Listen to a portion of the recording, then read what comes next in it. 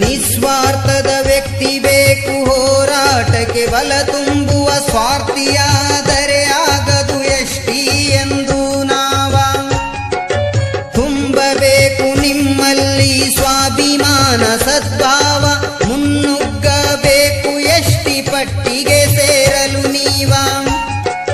ಬದುಕುವ ನಾಯಿಗಳು ಆಗಬಾರದು ನೀವ ಬದಲಾಯಿಸುವ ಗಂಡುಗಲಿಯಾಗಿರಿ